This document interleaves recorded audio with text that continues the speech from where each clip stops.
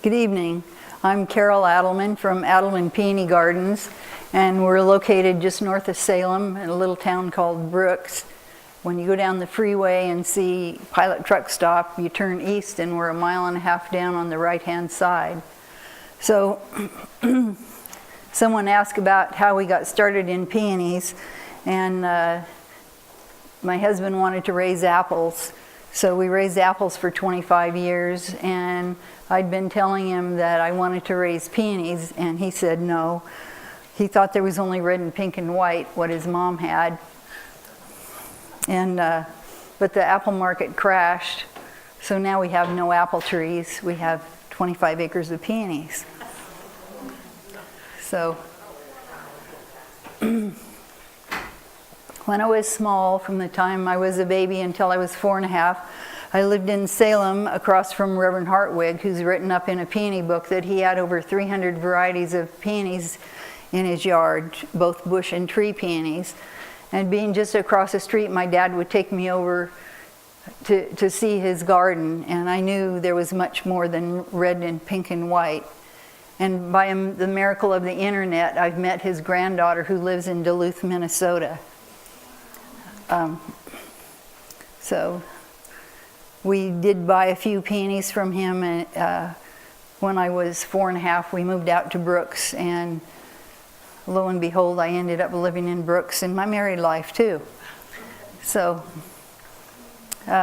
one of the reasons I thought peonies were a good thing to grow is because they're hardy perennials. You can find them in abandoned homesteads and cemeteries, old cemeteries, because they just keep coming back, and they usually increase in size until they get a 3-foot width. I've heard stories of people saying that their snowmobiles ran over the peonies and they still came up. And one family put their doghouse over their plant for quite a few years, and when they removed the doghouse, the peony came up. So if they like it where they are, they really like it. So they're drought tolerant after established, disease and pest resistant, and deer resistant. They don't take much care, and they come in a lot of colors, and that's increasing with more hybridizing. And all the foliage doesn't have to be the same if you pick and choose what you're getting. So the most important thing is to choose a good site for your peony. They like at least 6 hours of sun. In the field, we're growing them in full sun. If they can get afternoon shade, that helps your bloom last a little bit longer, and it also helps the foliage dry off a little earlier in the day. They like well-drained soil, and we have a lot of clay soil in the area, so I'll give you a hint on planting in a little bit. They like shallow planting. They only like 2 inches of soil over their little growing eyes, and I'll show you that. They need enough room around the bush for good air circulation. Some of the people that show you to pack your flowers in really tightly together so no weeds can grow, actually the peonies need some air circulation, so keep them a little bit away. They need a winter dormancy period. So when a lady calls me up and she says, I grew up in Iowa and now I live in Southern California and I want to grow peonies, what should I do? I tell her you should move. And they don't like root competition. So I'll show you how to plant peonies. This is a parent plant. The roots grow pretty fast out here. In the Midwest, it can take 4 years to grow the same thing we can grow in 2 years here. Because this winter, you know, the plants were all frozen and shut down back there. And you know, we grow weeds and grass all winter long.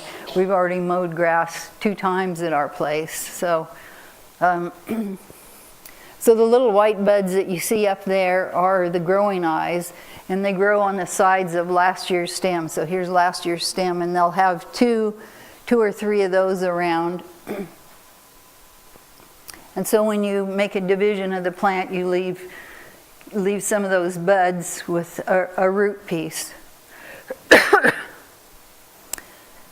They don't really like being moved intact, to dig up the plant and move it to another place. It likes to be divided, the ends of the roots cut off or divided in some way, because then it gets a signal that something happened and you've got to get growing. And if you just move it intact, it says, well, I was fine, what's the big deal?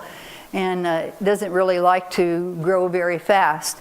But even the old timers in their writings, they say, you know, that, but a reasonable size. You know, I was in some store today where they had bags with a little peony root in it like this, and I advise you not to buy those little tiny peony roots.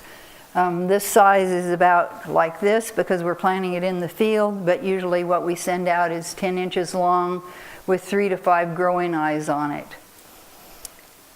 And the growing eyes, since they grow on that stem this year, if you bought a potted plant and it had 2 stems, next year it'll have at least 4, if not more. So they grow incrementally. They're planted on their side, not, even though they're a root like a carrot, they grow more horizontally. So you don't put them down in the ground straight up and down like you do a carrot. You lay it on the side with the buds facing up, or some of the buds facing up. They will reorient themselves to the sun. So we recommend using 1/8 of a cup of tulip daffodil fertilizer in the planting hole. And in Western Oregon, we have acid soil, so we also recommend a cup of lime or dolomite. And this is not on your green paper because it goes to many people, the lime or dolomite, because other people have alkaline soil, so we can't recommend that to them. But that's why we can grow blueberries so well here in the valley, because we have acid soil, and rhododendrons also. We have a tag on that root to tell you what it is, but please remove the tag when you plant it and put it beside it, because we've had many people put it sticking out of the ground so they could see its name. It's just a temporary there. So you mix those in your planting hole, and you're only going to plant it really shallow with 2 inches of soil over that growing eye. It can be pink or red or white to identify the eye. We did dig up a peony one time where the fellow kept mulching every year, and it had a root system down here and another one closer to the soil level, and I should have taken a picture of it, but of course didn't. So it had to work really hard over the years, and he probably got few blooms during that period of time.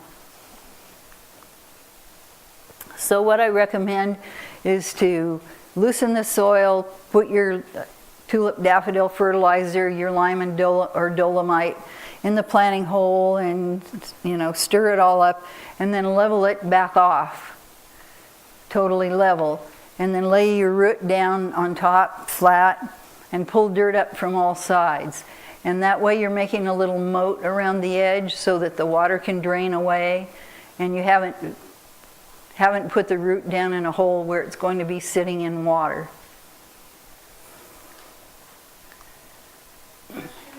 Yes? Do you fertilize every year or just when planting? We do it every year. Of course, in the cemeteries and so forth, it isn't done, but at some point, the soil in that area can be a little more depleted, and we're not like the pioneers. Our soil's been used for things for quite a while now. So when the lactiflora peonies are the ones that came from China, that most people are familiar with, a lot of them are big doubles. And when they come up, they look like red asparagus in the garden. So that's kind of fun. But the ones with officinalis parentage that comes from the Mediterranean, they come up with their bud already formed. And so it could be in danger of freezing, but we have never had any problem here. The lactiflora one waits until it gets a little bit taller than you see there before it makes its buds. So apparently in China it came from an area where they have more cold in the springtime, and it needed to protect its buds. So those look like little outer space things when they're coming up out of the ground. And this is what it looks like in the spring. And the foliage comes up at different times than on florals. And so you can have a lot of different colors and contrast in the garden. And just because it comes up early doesn't mean it will bloom early. We have some mid-season things that are coming up right now, and they aren't going to bloom until the middle of May. So they just, and Angel Cheeks is one that comes up late, that blooms mid-season, and we get phone calls. My Angel Cheeks didn't come up, and it's like, patience, patience. And this is first year peonies in our field, and they get about 8 inches tall and usually put out a flower the first year. But the first year their job is to make their feeder roots so they can take up the moisture and the nutrients, the little white roots. And once they can sustain themselves, then the next year they can double the number of stems. So some people say it's, what is it, creep, leap, whatever. Anyway, so, but the first year their job is to get their feeder roots established. And we leave the bloom on the first year because we want to be sure everything in the row that we have marked as a certain variety is correct. And also, should tell you that peonies don't come true from seed. Each seed in a pod is going to give you something different. So when you get a peony, you get a division of the plant. And here are some first year tree peonies. Botrytis is the main disease that peonies get, and it's called a gray mold, and it can attack the plant. The weather we've been having is really wonderful for it. You know, it was really warm last night, about 50 degrees during the night, and we're wet and staying wet. So it's a fungus, and it can attack the stem right at the ground level where the moisture is, and you can see that it's turned gray there. And what you need to do is to cut it off clear to the ground there and put it in the garbage to get rid of the fungus spores. And when it attacks the bud can turn black and die. And there you should take the first leaf off below the bud because it's probably traveled down a little bit, and put that in the garbage because the rain can wash those spores down into the plant, and you don't want that to happen. It can attack the leaves, and the leaves will look like lettuce that's been in your refrigerator too long. The men usually don't get it, my husband doesn't, but anyway, so also need to remove those. And one year we had, during petal fall, we had a lot of rain, and I left I was upset with the rain anyway, and I left the petals on there, and if it stays wet a really long time, they can start to make botrytis on the leaf also. But botrytis is the main thing, and Cleidosporium is very similar to botrytis, and it happens in the summertime, and it makes, we call it measles on the plant. The leaves get spots, and you can't get rid of the spots. Once they're there, they're there. When they get so bad that you can't stand it, then go ahead and cut the stems off at the ground and put them in the garbage. But they're all treated the same way, the measles and the botrytis. You can use any fungicide that's used for black spot on roses and spray every 7 to 10 days until the weather dries. Another thing you can do to keep from getting botrytis is to plant your plant so that it gets morning sun and so that it has air circulation around it.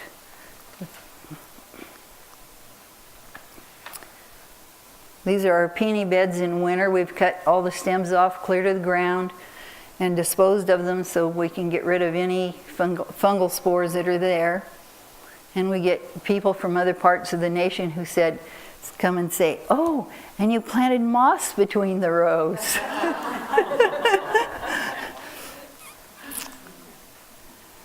So I was going to show you the different types of peonies. First we have species peonies, and species peonies usually grow on the edge of forests up in the mountainous areas, and so they don't, most varieties don't necessarily like it in our climate down here. There is a peony that's native to the Pacific Northwest called Peony of Brownie Eye, and its sister down in California called Californica, and and I had one in my yard, but it was in a planter box under the eaves in sandy soil, and when they took the planter box out, because it was rotting the house, and I put it in a pot on thinking out in the yard, then it died because it's got snow in the winter and it's very dry where it is in the summertime, and so it doesn't like our conditions. Some species peonies like Peregrina grow fine in our climate, and it's one of the parents of many of the red colors in peonies. Delaviae's flower is much like Brownie Eye, the native. You can find the native one more up in the mountains. We saw some out of Walla Walla, Oregon, but they're a very small flower and not of commercial value, and actually the center sexual part is more of the flower than the petals are. And then after the species peonies, we have the bush peonies. And of course, those are the ones we love because over the centuries, people have picked out the ones with the many, many, many petals. And that's what we go crazy for. Bush peonies die down to the ground in the winter, come up again the next spring. And tree peonies, it's a misnomer. They are not trees. They're a multi-stem shrub. In the fall, the leaves come off and the woody stems stay up, just like a blueberry plant. I think because the flowers were so big, maybe the British that went over to China sent dried flowers back or illustrations or something, and they were sure that flowers that big needed to grow on a tree. And this is what the stems look like this time of the year, with the leaves just starting to come out, but the woody stems were up all winter long. And the newest thing in peonies is the intersectional peony. It's a cross between the tree and the bush peony. And many people, I'm sure, over the centuries tried for that cross. Mr. Ito in Japan tried over 2,000 different crosses and finally was successful. Unfortunately, they didn't bloom until after he passed away. And an American went over to Japan and met with his widow, and she brought four of the plants back. He brought four of the plants back to the United States along with the knowledge of what the cross was. So the Americans have been on the forefront of hybridizing intersectional peonies. And this one, Bartzella, was done by Roger Anderson in Wisconsin, and at one point sold for $1,000 a division, because there was a Dutchman who wanted to buy it up and patent it over in Holland, and luckily they didn't allow him to do that. They said it had been on the open market for too long, and besides, I would have been really upset if an American developed it and a Dutch person got credit for it. So I'll show you some different flower forms. The single is what Mother Nature gives us, and they can be really beautiful, and they have pollen in the center of the flower, so the bees love those. And this is a tree peony that's a little more single in this picture, although as the plant gets older, the flower gets a little more double. And actually, is there a way to turn these lights down? Because I can see that picture over there clearer than this one. It's the first time we're using this room. Okay. So crinkled white is the flower most found in public gardens in the United States. It's beautiful in just its simplicity. And Walter Main's is where the stamens in the center are starting to convert. into little petaloids. And you can see the yellow on the side that still could have some pollen in it. So this is called a Japanese type because it was the Japanese who really liked that type of a flower. And it can be a solid color for the Japanese type, or it can be contrasting colors. And this one was hybridized by Margaret McRae in Walla Walla, Washington. And my husband didn't understand Paisley, and I used to do a lot of sewing. So I told him, if you go on the internet and put in Paisley, it brought right up the color combination that this has. So now we're moving into an enemy type where the center petals are getting a little bit thicker. And then this is called a bomb type, red charm. This one here is a pretty immature. My son put some plants in the greenhouse, and so it isn't as beautiful of a flower as it normally would be. It's a lot of fun when the petals start to fall and all these little tiny petals in the center fall. And some lady sat down and counted, and I can't remember how many she said, maybe 600 to 800 little petals in there. And it's our most popular seller in pots because I think it appeals to the men, and the women like it too. Carolina Moon is another bomb type. And I think the word bomb comes from, was it a French dessert that was a ice cream mound, and they called it a bomb, and I think that's where the term comes from. Pink Derby has multicolored petals in the center. And Adonis is considered a semi-double where the stamens are interspersed among the petals. And Coral Sunset is considered a semi-double where it has numerous petals but not as many as a full double. Buckeye Belle is a semi-double. Lemon Chiffon. The yellows are really, really new in peonies, and this is the herbaceous type. And this is Walla Walla, also from Margaret McRae in Walla Walla. And as you can see, it has a side bud, so we're going to get another bloom on that. And Kansas is an old tried and true variety from Myron Bigger in Topeka, Kansas. Hermione is an old-fashioned double pink. It's very fragrant, but it will need support in the garden. And most of the hybridizing that's being done now is for stronger stems so that the flower will be held up in the bad weather. But of course, when you have that many petals to hold the rain, they are prone to tipping over. And my favorite is just to take some bamboo and twine to hold them up, because you can hide the bamboo within the plant so it isn't terribly noticeable. And most of the rings that they have, called peony rings, the legs are too short.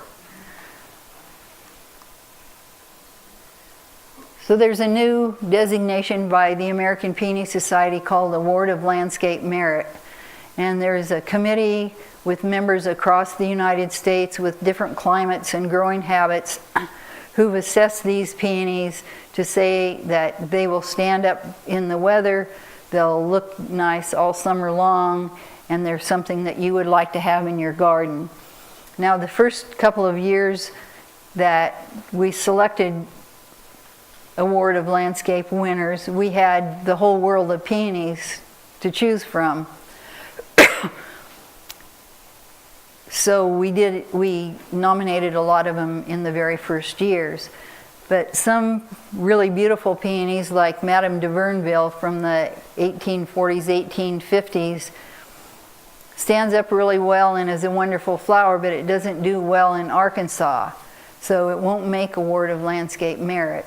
So it doesn't have to get the award to be really nice. And in my catalog, I note which ones need support. So some of the others are Comanche, And this is a Japanese type, and you can see that it's going to stand up better because when it gets hit with the water, it doesn't have all those multitude of petals to go through. The small petals in the middle let the water drain right through. And Minnie Shaylor has more petals, but not full double, so it sheds the water quite nicely. And President Lincoln is another single. Sonoma Welcome is an intersectional, and most of the intersectionals are nice and strong, holding the flowers up so they don't tip over. Plus, on the intersectionals, the plant is more of a rounded bush, so it holds the flowers up quite nicely. First arrival, lavender one, and Bartzella. Fairy Princess is a true dwarf. It just grows up to my knee, so the bright single color is quite bright and looks really nice in a grouping. Fernleaf Hybrid, you can see it has really fine leaves, so there again is another contrast of leaf type that you can get for the garden. It's a hybrid of Attenuifolia. This particular one, my brother bought a house up in Yakima, Washington. It was growing in a planter bed there, no other peonies on the property. And a fellow came to visit us, and he said, "Oh, I see that blooming on my way to work every day." And he lived in Yakima, so he drew a map, and my brother went there and he found where the lady lived. I like that color better. They found where the lady lived and went to talk to her, and she said, "I got it from my neighbor before she moved away, but she's passed away." So we didn't make any more progress. We bought some that are similar, but nothing is exactly the same. But that one will bloom the end of April, and so it'll be like the first peony that will bloom in your garden, but that foliage stays nice all summer long. It's nice contrast foliage in the garden. And people are interested in cut flowers. So this is a picture of a lactiflora peony, and they put on side buds. And in the catalog, each peony is named, whether it's a hybrid peony or a lactiflora peony or an intersectional. And so if you don't want to mess with it and you're not worried about being in a contest with your great big huge flower, you can leave the side buds on, and the big bloom in the center called the terminal bud will bloom first, and then the little blooms around it will bloom a little bit later in kind of a little bouquet. But if you want a big flower for a show, and also taking the side buds off helps your flower stand up better in the rain. So for our show, we take those off when they're the size of a small pea.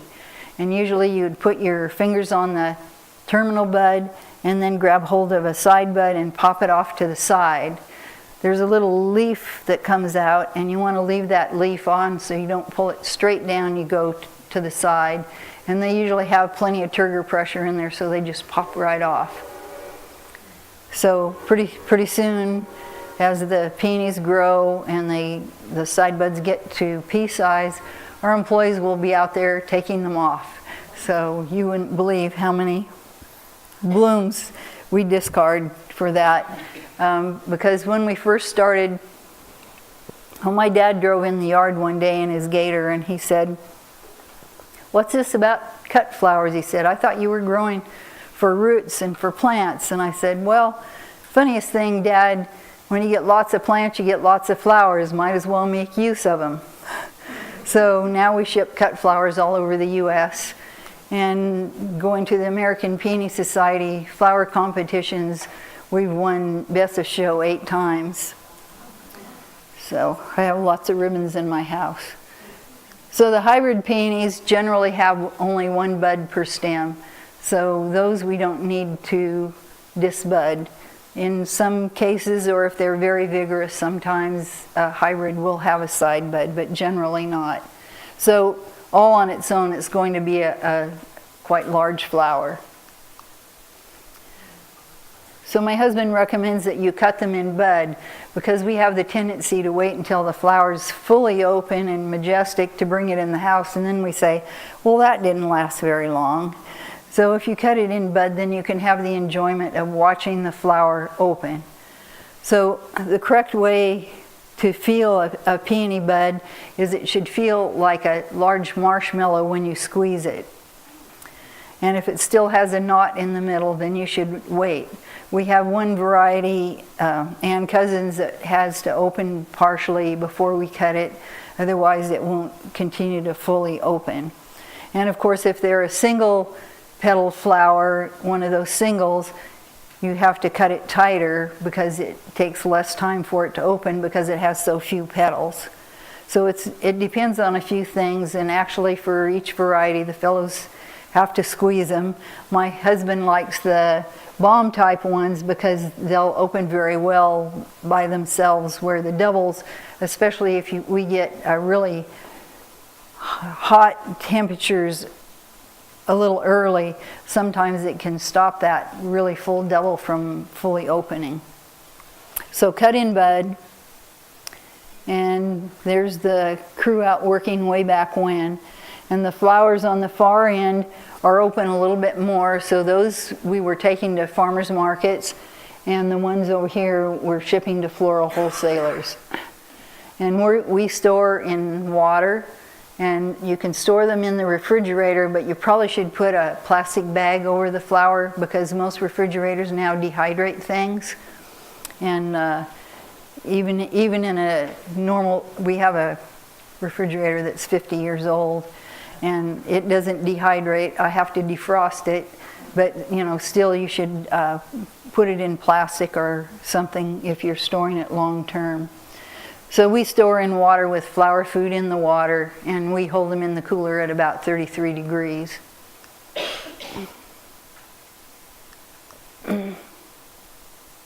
My favorite thing to do now is making new peonies. So this fellow, Bob Johnson, lives over in Bend, and he'd been doing some hybridizing. And their conditions over there aren't so wonderful. They get late freezes in the spring and early freezes in the fall. So finally he asked could he bring some of his seedlings over and plant in our field. So after poking my husband in the ribs pretty hard, he started growing some over here. And he got me interested too. And it's a long, slow process. When you do the cross, and if you get a seed, the seed has a double dormancy. The first year it puts down its roots, the second year it puts out a leaf. So we've learned how to circumvent that so that we can get it done in 1 year. But he has a variety, and we're planting in 2-year cycles, and this is his second 2-year cycle in 2014, and we offered his first variety this year. So it takes a long time because you have to have a sufficient number of plants before you're going to offer it, because we have to keep more in the field. So in some flowers, they can do the cross and the next year have a plant, and it's a much more slow process with the peonies, with the type of storage route that they have. And so someone asked about the price of peonies in the catalog, and some go for $18 and some go for $50 and some go for $200. The ones that have been around since the 1850s, those are more widely available, so they go for a lower price. And the new ones go for more money, and so we don't patent and so forth. Monrovia might have some that are, but generally in the peony world they don't. So his first selection this year, and I don't think I have a picture of it, his first selection was offered this year. It's a great big yellow. I don't think I have a picture of it. Anyway, it's a great big yellow and about that deep. It's gorgeous. And we named it Yellowbird. And in a week, we sold out at $399. So he was pretty proud. He said it was on the website and it was gone. And I said, because people get really frustrated to see things that are sold out. Yes? Usually, what kind of time do you have between planting seed and having the first bloom, bloom to market? You can possibly get a bloom in the 3rd year, but it doesn't mean that's the final flower form. It can, if you have the plant for a division for 5 years, it will be more true to the form it will be in the end. So here's some unnamed seedlings. We're looking for whites for the cut flowers because the brides want whites, and there's a really lovely one, and pink, and more petals and a little more salmony color, and yeah, the color's better over there. Another type of pink. And the petals on these hybrids lay a little bit different than they do on the lactiflora, as you can see. And here's one of the funky ones that we thought was kind of fun, the way it has jagged petals. And right now, my thrill is the tree peonies. There's some really gorgeous tree peonies coming about. So this is a tree peony, and you can see it has a side bud there, so it's going to have a longer bloom. And on the intersectionals and the tree peonies, the side buds, the flowers are just as big as the first flower. They won't be smaller. Another tree peony. Oh, here's Bob's yellowbird that sold for $399. You can see it's pretty magnificent. That's our granddaughter. And this is another one of Bob's. And I've reserved the name Bridal Bouquet for that, because it doesn't need a bow with one leaf there. It's just fine. Actually, when it's in bud and it starts to bloom, it's all pink, but the outer petals fade to that beautiful ivory color. So her mom said that she's planning to get married next year in June, so I'll have to save a lot of those for her wedding. And here's another. How do you save them for a June wedding? Can you repeat the question? Yes. Said, how do we save them for a June wedding? If you were going to do it in your refrigerator, you would put them in a refrigerator with no fruit, no apples or other fruit in there, because they put off ethylene, which causes the flower to open more.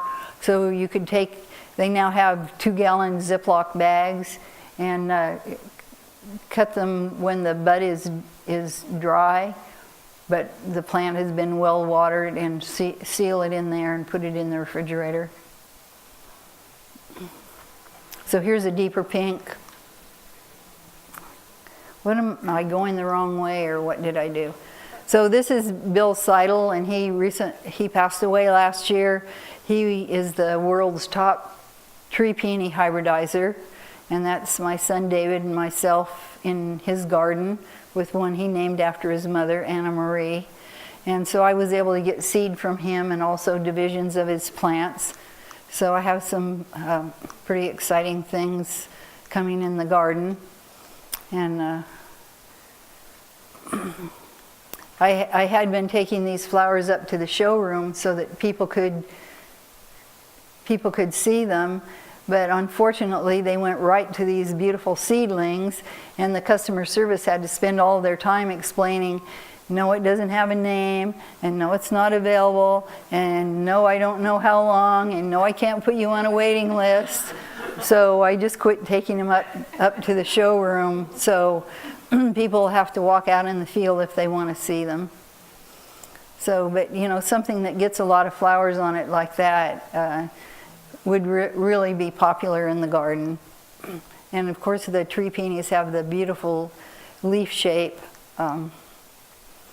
So, bore you with these. They're more frilly petals, more frill, different colors. This plant has both pink flowers and orange flowers on the same bush. So I got the seed from Bill Seidel, and so I'm really excited about it. And I couldn't figure out last year what to cross it with, so hopefully I'll figure that out this year. I tried to save the pollen from the two different colors separately, but unfortunately I didn't dry it long enough, so I lost it. So I'll have to gather it again this year. And this is Anchorage, Alaska, a friend of ours, his garden next to his beauty salon.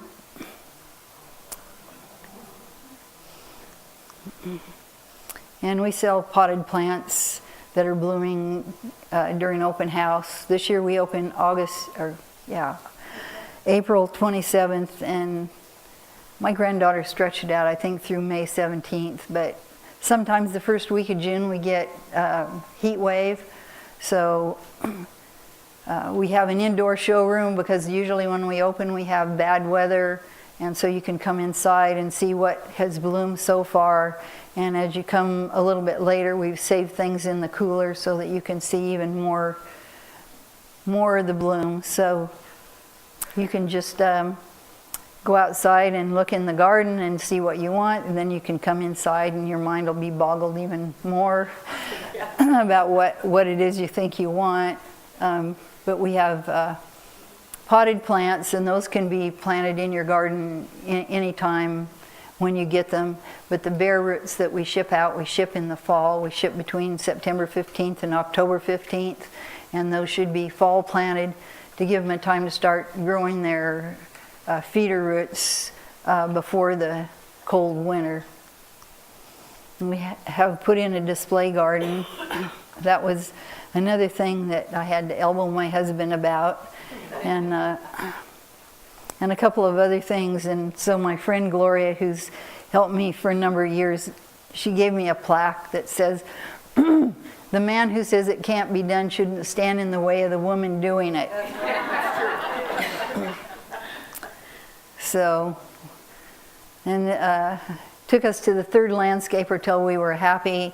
And I asked the other ones, where will the benches be? And they said, "What benches?" And I said, "You think people aren't going to want to sit and enjoy this?" We have people who bring their picnic lunch every year and spend the day here. So we have 25 acres of peonies in the field, and the display garden. So we don't charge admission. You can come as many times as you want. That's our indoor area. And we got fancy trying to make a silk purse out of a pig's ear. So we stacked the bins up that we bring the plants in the fall. And there's tractors and so forth on the other side, so we can make a room for you to enjoy the peonies. And here's the crew in the fall dividing the peony roots. When we first started, Jim and I had to figure out how to do that dividing. We weren't sure. Besides, we started out with 5-year-old roots, which were gigantic. I had to take a butcher knife and press down with my upper body strength. So I just got a request from another place that I'm going to talk, and he wanted me to tell people how to divide peonies.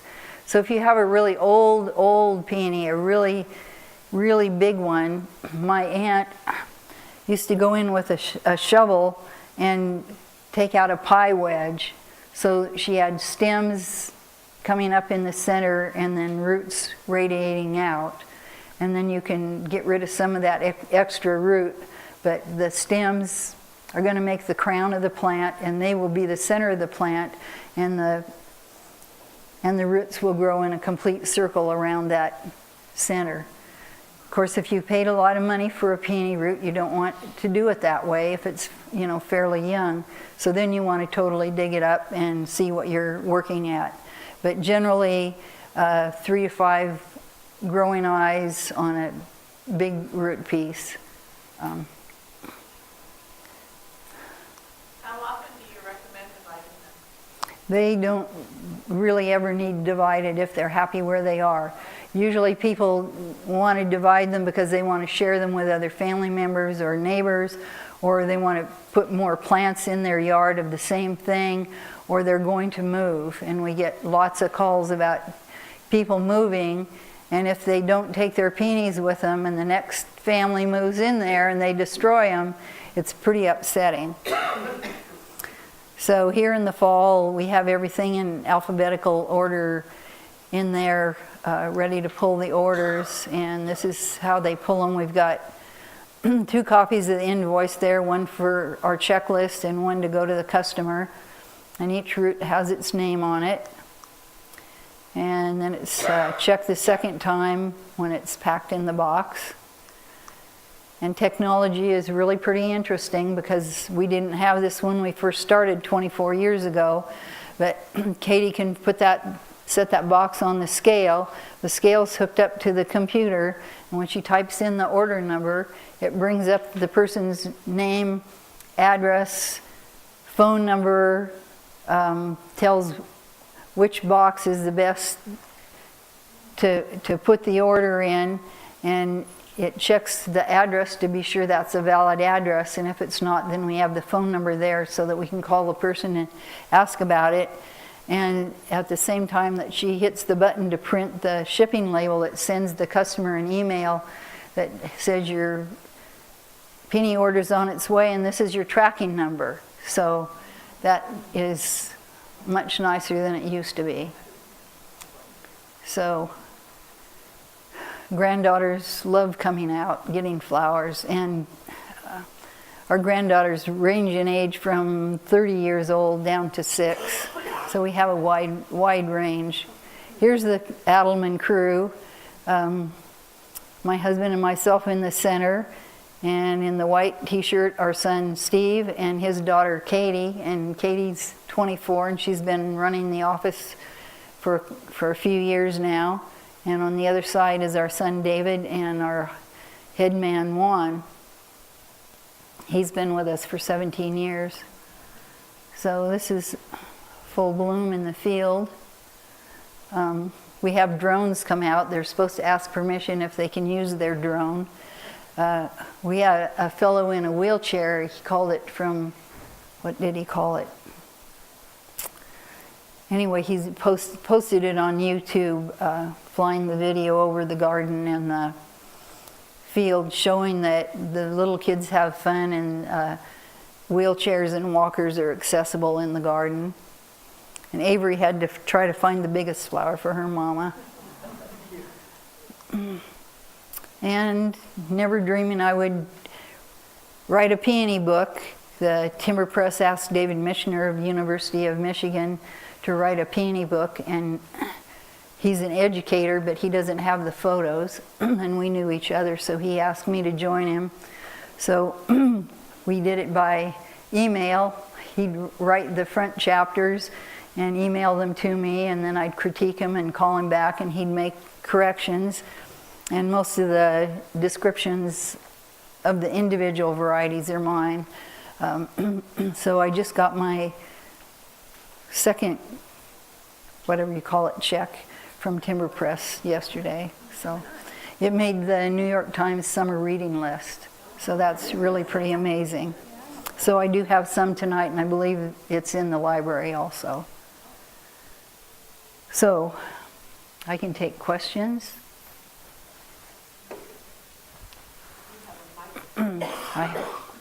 He said he had it on. If I hold it really close, that's how you have to hold it. Yes?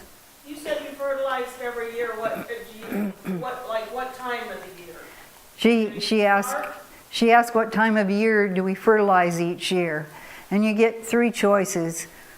You can do it when they're coming up out of the ground. You can do it after they're done blooming when you cut the spent bloom off, or you can do it in the fall when you cut the foliage off clear to the ground. So, and I don't think I stressed that another thing to keep from getting botrytis is in the fall. I usually say between Halloween and Thanksgiving to cut the stems off clear at the ground on the bush peonies and the intersectionals, not the tree peonies, and put it all in the garbage so there aren't fungal spores laying on the ground to attack your plant the following year.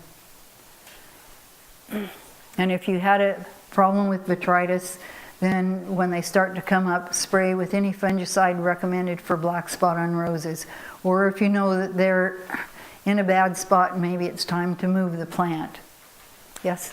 Aside from the tulip fertilizer and dolomite plant, do you have any recommendations about soil amendments? Besides the tulip daffodil fertilizer and the lime or dolomite, do we recommend anything else? Well, compost, you never know what's in the compost.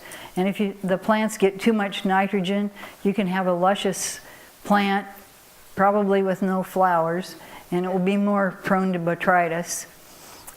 So we're a little bit leery of other kinds of things. They put a rose garden in over at Antique Powerland, and they said, "What do we do now, Carol?" We amended it with 3 loads of mink manure. And I didn't even know what mink eat, but then I went on a tour of a mink farm and found out what they eat. And anyway, so I said, first thing you need to do is take a soil test then to see what you need. And my husband said they have so much organic matter there that it's going to take a whole lot of nitrogen to cut all the organic matter. So generally our soils are pretty good, and I don't know about you using fish fertilizer because I don't know what's in it, but usually you want the 3 numbers on the fertilizer, you want the first number to be lower because that's the nitrogen, and you don't want your plant to be prone to botrytis. Another question over here? Yes? When is the best time to plant the park? When is the best time to plant?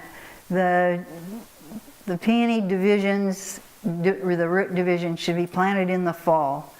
And the ones that you see in the little bag in the stores this time of the year, they shouldn't be selling it because there isn't enough storage in that root to take care of the growth that it's going to put up this year because it can't feed itself. It has no feeder roots yet.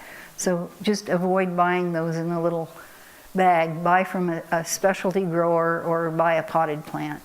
And the potted plant can be put in the ground anytime when you get it. Yes? What about a rose 3-in-1 for dealing with the black spot? Will that work just as well as doing a spray? The 3-in-1 granules that you plant around the plant? So that would be a systemic? Yes.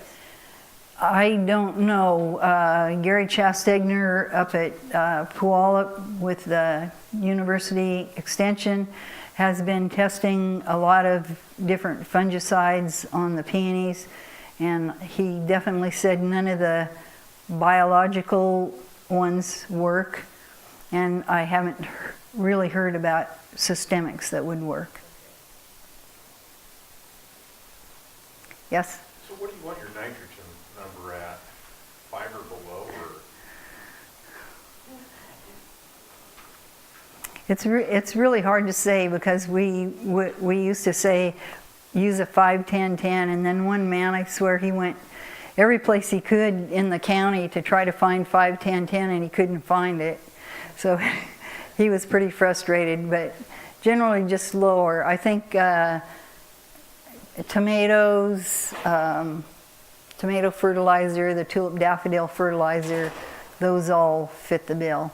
I think Miracle Grow's got it, like, it's soluble stuff. Yeah, we don't recommend the soluble fertilizers for peonies because those are mostly for annuals, for a quick shot where the peonies are a perennial and they need it for a long time. And so then when you talk about that, the fertilizer that we sell there has a higher first number, less the min, because it's a slow release nitrogen. Oh, okay. So, and it's amazing. You can go use tulip daffodil bulb fertilizer, but there's all these people spending their hard-earned money because they want our fertilizer. And the tulip daffodil will work just as well. More questions? Yes? Apparently, your literature says that casseron is pre-emergent, stay away from, and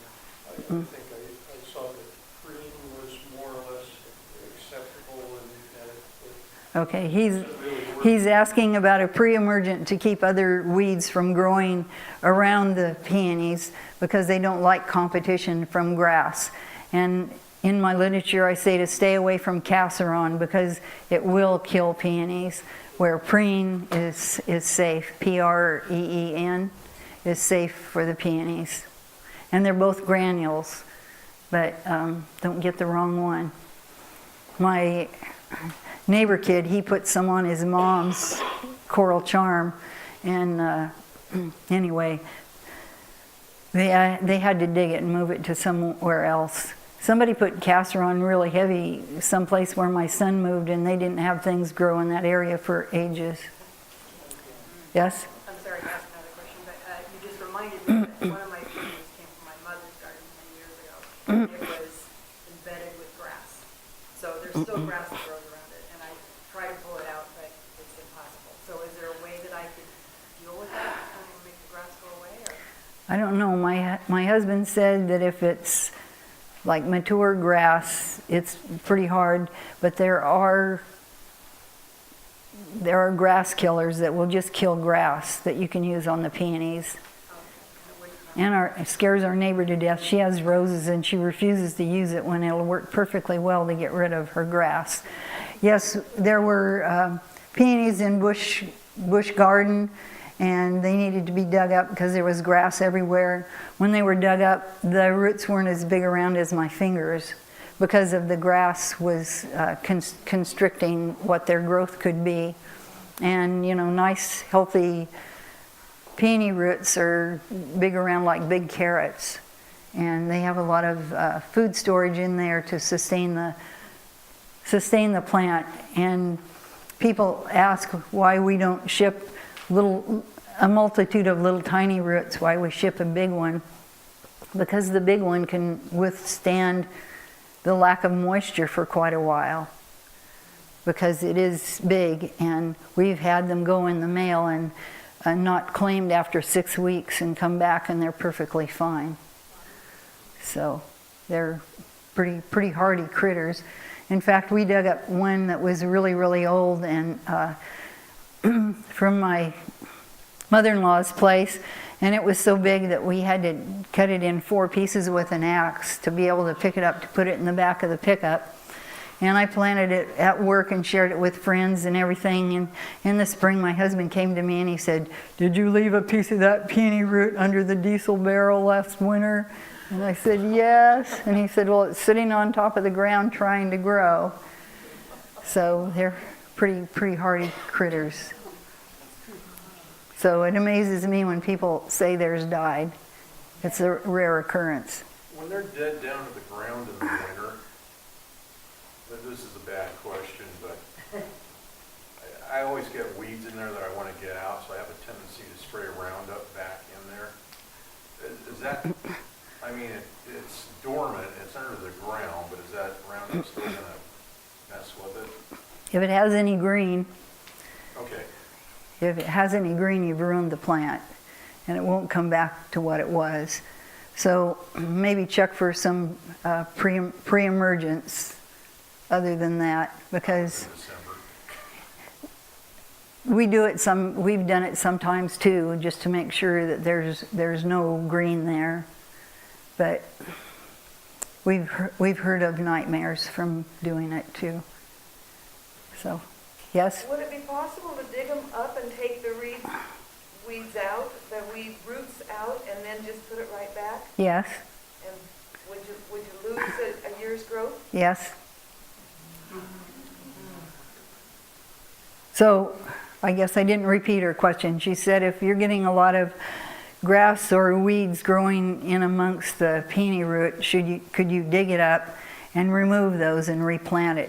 But what you've done is destroyed all your feeder roots because they're so weak they just break off when you dig them up. And they're not attached to the soil anymore, so yes, you've set it back. But sometimes it's necessary, or sometimes the shrubs or the trees grow over it and it gets too shady, and then it's necessary to dig it up too. But if you're digging up one that's been in the ground 50 years or 25 years or maybe 10 years. Don't expect to do it all in one day. Water it really good and go at it a little at a time. I don't want you to have a heart attack.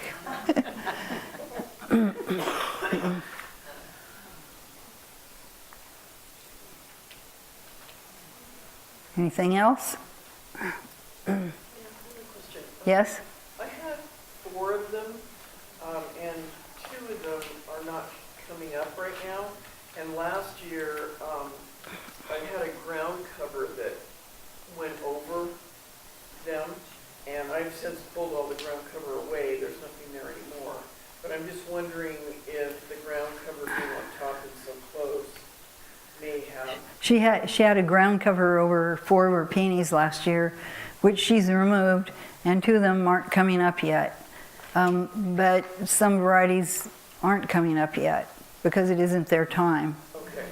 So a lot of people have found, depending on the ground cover, if it's plastic, it can keep the moisture from getting to the roots. And if you use a fabric type, the dirt can get on top and you'll have roots on top of the ground cover. No, So, it was a plant. A living oh, okay, a plant that was over it, okay. ground cover that was in one of my beds. Okay. Well, and sometimes if they're set back because they couldn't grow very well last year, it might take them a year or 2 to recover. But particularly the coral colored one here, it has adventitious roots, so it can make a bud anywhere on the root. And so if you dig up coral charm, then out on the perimeter where you left some little pieces of root tips, you're going to get new plants coming up. And this one's Garden Treasure. It's an intersectional peony. And as the plant matures more, it will have more petals in it. It won't be a full double, but really beautiful. My son's trying some out in the greenhouse to see if he can force them. So we got a bonus tonight to have those beautiful flowers here. You can't buy this one yet. On April 27th, you can buy it. And the first weekend, we have a 10% discount on all potted plants. Yes? So, we have a lot of clay soil with a lot of river rock in it. Mm-hmm. And do I need to amend the soil before I plant them, and then you plant them in a mound? She has a lot of river rock in her heavy clay soil. And I don't know, the roots will work their way around the rocks. So you don't And- use this really hard soil that they'll...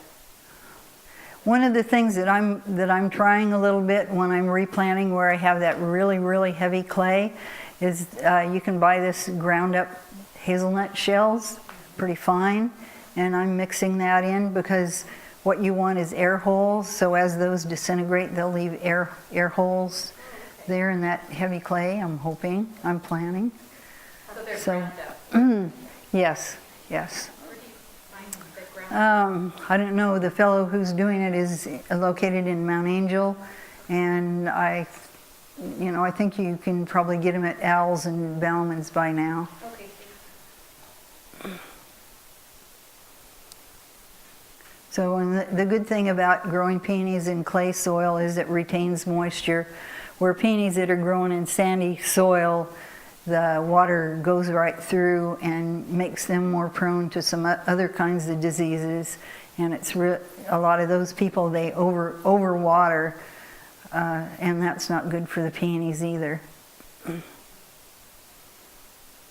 yours that you grow in the ground though, you mound up. We do. And when you look in the field, you think we planted them in hills, but we didn't plant them in hills. We planted them on the flat ground and pulled dirt from the sides up over the top. Okay. So they're essentially planted at soil level, and we pulled it up. So, another question? My parents have peonies and they're in Illinois, and they're coming out for a visit in May, and I wondered, can I ask them to bring me some roots from their peonies at that time? It's not the best time, but if they're big old plants, it won't hurt it because it'll have plenty left there. They are big. Mm-hmm. And you can take flowers with you on the airplane too. I used to have somebody who always flew Memorial Weekend and always stuck them in the corner of her bag and handed out catalogs for me. But when we ship our flowers for the National Convention, we ship them in boxes with kind of a blanket in there, and we've held them we take them right out of the cooler at 33 degrees and put them right in this box and strap them shut. And the flowers that we ship all over the U.S. are all going air cargo. So we ship them, they usually go out in the evening and they're there by midnight or wee hours of the morning. So they aren't long in flight. You sell at the Portland Flower Market too, don't you? Or No, we don't. you don't? We only sell from our nursery. We don't go to any farmers markets anymore. We just sell. Like the wholesale business that's in Portland. Yes. Like Frank Adams or something. If I could think of their name, they're fairly new in Portland. They only bought into Portland about Maish. Yes, they bought into Portland a few years ago. Right. Yes, we sell to Maish, and we try to only sell to one wholesaler in a city. Oh, okay. So we also got into some private golf, what do you call them? The clubs, the private clubs. There was a lady down in Houston, Texas that was buying from us, and then the florist would come in and see her flowers and wonder where she got them. And anyway, so that's a whole new world to me. I'm sure there's something else that I forgot to tell you, because usually I can go on and on forever about peonies, but I'm really loving doing the hybridizing now and seeing that you can cross this flower with this flower, and you can have everything from a single white through the array of pinks up to a dark pink, almost red. It just amazes me. But you know, then my daughter has 3 kids, and the oldest one has brown hair, and the next one has blonde hair, and the next one has red hair, and they have different body types too. So, you know, I suppose I shouldn't be so surprised. You know, I don't remember Mendel's law, but anyway, it's pretty exciting. So my husband wants to limit me on how many seedlings I can have out there, and there's like one bed last year had 500, and we pared it down to 100, and he said we didn't go far enough. But anyway, some of them I just want to use one characteristic. One of the things we're trying to get away from is some of the flowers, when they're in bud, the center is open so the rain can get in there and the stamens turn black, and we don't want that. Or the stem's too weak, or you know, the color isn't good enough, or whatever. So we spend a lot of time out there assessing. My granddaughter said, well, just go out there once and write it all down. And it's like, but Katie, they all bloom at different times. And so you can't, and then one's at this end of the row and one's at that end of the row. But so mostly when Bob started hybridizing, he asked, what do you want? And we said, early flowers. So early yellow he started with, and well, we want early white, and we want early pink, and we want early red. And so anyway, that the seedling beds bloom before most of the rest of the field, so he's doing pretty good there. So then our son says, and we want to extend the season, Mom, so now let's get the trouble with the later stuff is long story. But the first, they start out, the lactiflora peonies can breed with each other.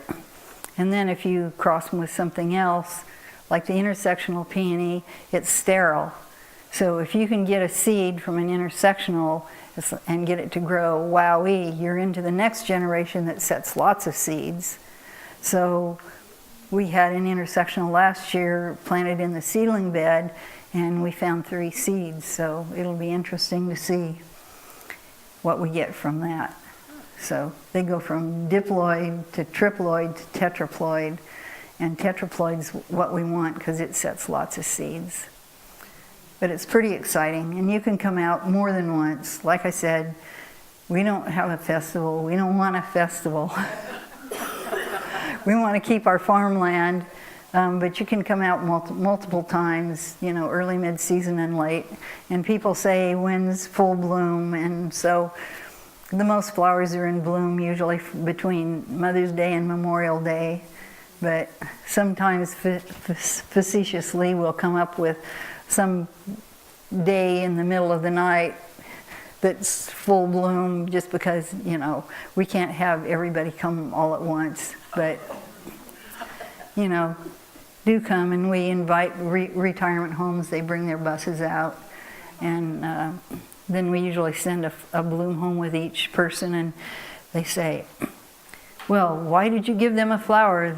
They can't plant anything. They don't have a garden. And I said, well, if they had something that was really a highlight of their week and their children come to visit and their children have a garden, they're going to tell them. So anyway. Okay, well, thank you very much. And I know you have the book in the library, but I did bring some books. List price is $27.95, but today I'll autograph it for you at $25 if you're interested in one.